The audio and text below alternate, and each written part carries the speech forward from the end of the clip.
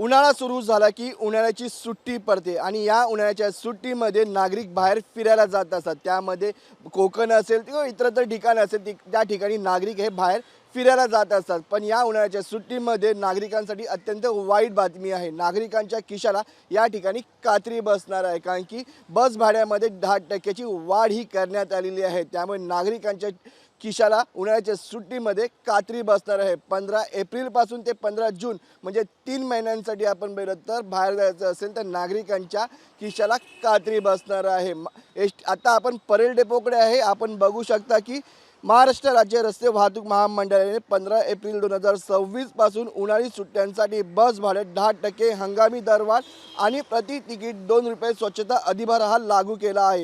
ही दरवाढ सध्या लाल परी बसेसना लागू होईल, तर शिवनेरी शिवशाही बसेसवरही अतिरिक्त भाडे हे आकारले जातील। आपण बघितलं तर मोठ्या प्रमाणामध्ये नागरिक हे बाहेर फिरायला जातात, त्यामुळे प्रवाशांसाठी मोठी वाढती गर्दी पाहता राज्य परिवहन महामंडळाने प्रवाशांकडून प्रति तिकीट 2 रुपये स्वच्छता अधिभार आणि गर्दीच्या भाड्याच्या 10% आकारण्याचा निर्णय हा घेतला आहे। हंगामी भाडेवाढ केवळ साध्या गाड्यांना असून स्वच्छता अधिभार सरसकट एसटींना गाड्यांना लागू राहणार आहे। सध्या मुंबई पुणे प्रवासात सध्या एसटीचे भाडे 281 रुपये आहे, तर 15 एप्रिलच्या हंगामी भाडे वाढीनुसार 312 रुपये आणि 2 रुपये अधिभार असे एकूण 314 रुपये हे आकारले जाणार आहेत। तसेच परेल ते कोल्हापूर 640 रुपयांऐवजी 704 रुपये, मुंबई ते कोल्हापूर 750 रुपयांऐवजी 825 रुपये, मुंबई ते लातूर 900 रुपयांऐवजी 1000 रुपये आणि मुंबई ते रत्नागिरी 600 रुपयापासून ते 700 रुपयांपर्यंत आकारले जाणार आहे। पण यामध्ये आपण बघितलं तर जी महिलांना 50%